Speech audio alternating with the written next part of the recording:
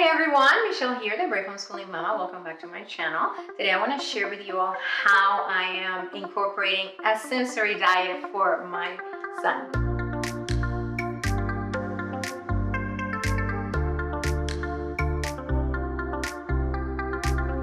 So hello everyone, if you are new here, welcome. Make sure that you go ahead and subscribe to my channel and hit the notification bell so you don't miss any of my videos. Today I want to share with you all how I'm incorporating a sensory diet for my son that's 7 and has a sensory processing disorder. When your child has a sensory processing disorder, they don't handle sensory input the same way we do. They don't handle noise, they might not handle movement. There's a lot to explain about sensory processing that I could probably do a whole video. I'm still learning, but I think I finally have a grasp on. So when your child, their sensory input is not perceived, but it's not taken the same way as you, your child is going to have a lot of dysregulation. Their body is going to be dysregulated, their emotions. So you as a parent need to create an environment where they are going to you'll be able to have a sensory diet. If your child has sensory processing disorder, or your child has, you might have heard of sensory diet. The sensory diet is where you present your child with different sensory activities, so try to keep them regulated during the day. And at the beginning, when I first heard about this and he got diagnosed, I said, how am I going to do it? I'm already having so much trouble, like homeschooling him, and I have a high schooler, and it is a lot. How am I going to incorporate into our day? And I was trying things here and there, and it just taking me a while to try to come up, not stress myself out too much. If your child is in occupational therapy, we love our therapists. I think they're great and they work really good with my son.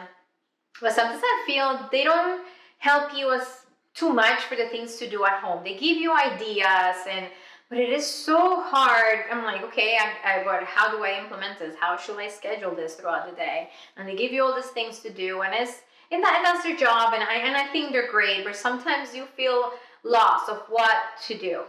So I'm going to show you, first a lot of the ideas that I've been getting, or I've been following on Instagram. Her name is Laura Petex, I think her last name, and she is the OT Butterfly. And if you have a child with sensory processing disorder, especially in the younger side, you need to follow her. She has opened my eyes. I have learned so much just from watching her Instagram stories, and I did a free master class that she did, and I bought some things about heavy work that I will share with you. So if you have a child, you need to follow her. She's an occupational therapist, and she has great ideas. Her daughter also has sensory issues, so you get so much from her. I just love her, and I have gained so much knowledge from her.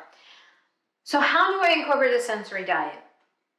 Simple. I came up with a schedule for my son. The things that you have to do that are a lot of things you probably heard of heavy work. That is the work that is going to give that sensory input to your kid in the joints. That's probably the one that helps.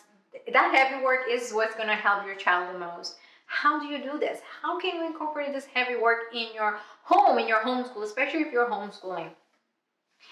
So we've been trying this for about 2 or 3 weeks now. So the first thing we do in the morning when he eats breakfast, I send him upstairs to get dressed and make his bed. As he's making his bed, he is doing that heavy work. So he's receiving that sensory input.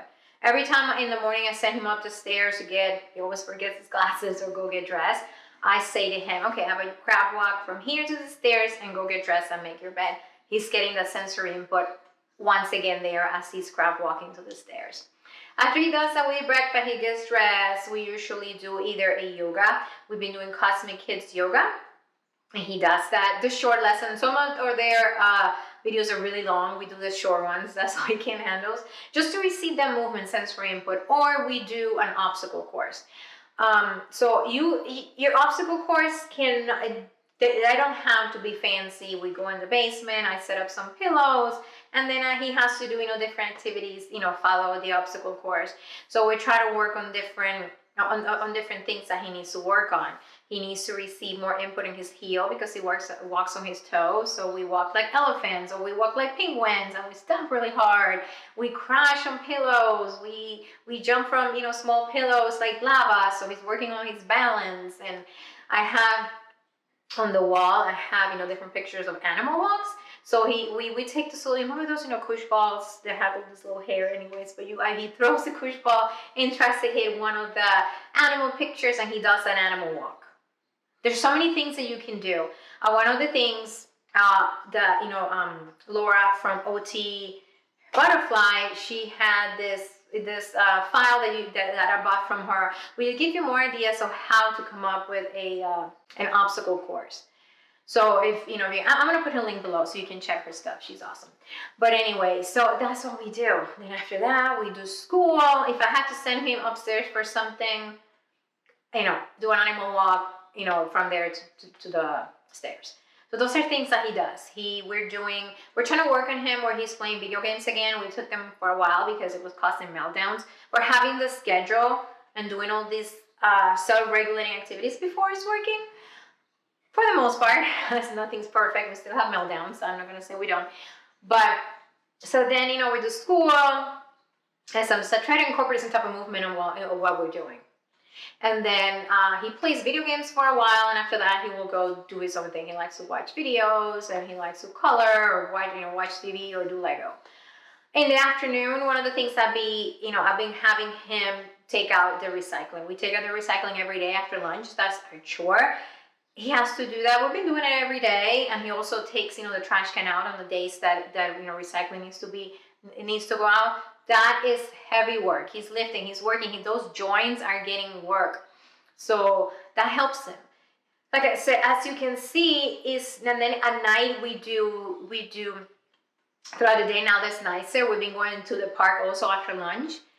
The playground is a great place to get that sensory input. The swing, climbing up the slide. I let my kid come up the slide. Many parents say, oh, you need to follow the rules. It helps the sensory input. It helps his core balance. We go up the slide. Hanging from things, climbing, doing, there's a little rope in our playground when he needs to balance. So everything on the playground is great sensory input. Doing the scooter, anything that you can do outside for play. And then at night, right before bed, we do yoga. We've been using these yoga pretzel cards, or I have this big exercise ball, and we do some activities with it, or just we do where I give him a massage with the ball, so that helps him, calm down. Some days he's into it, some don't, he's not, but I need to change things around for him.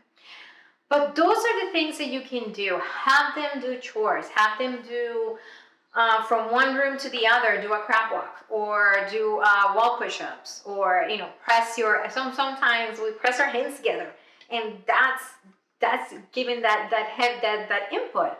So anything, and go ahead, you can go online if you're new to this, and say heavy work, or what kind of activities can I do for sensory diet, and it's just simple things that you can do. We have a little swing that I will use. He doesn't use it as much as I would like to because I bought it for that reason. But so as you can see, we do things throughout the day, and I'm getting better at it. It was hard at the beginning to incorporate this, but it's simple things. You do not have to stress yourself out. Do it simple, and just throughout the day, chores, try to incorporate into schoolwork, and do an obstacle course for fun. Now that it's nice out and getting nicer outside, go outside and do stuff outside. As for an obstacle course, you have more space, and the kids can do all sorts of things. So I hope this video was helpful. I've been wanting to make this for a while. I've been wanting to make a video just to talk about his sensory processing. I haven't done that yet. But I wanted to share this with you in case you're a parent that have a child that has some, sensory processing disorder, a child might have ADHD, some sensory issues, or just struggles with getting calm and regulating their body. These things help. So I hope this was helpful. If you have any question, post them below. I'll try to answer as best as I can. I am not an expert. I'm just learning as I go with him, and I have learned a lot in the last year since he got diagnosed, and I'm still learning. But I feel I finally have a grasp on it, and I want to help you, especially if you're a homeschool parent and this is something new, to get some ideas. But so yeah, so I hope this was helpful. So thank you so much for watching. If you enjoyed this video, make sure to give it a thumbs up, and also share this video with someone you think it might be helpful for them. I hope it was helpful for you. So I will see you all in my next video.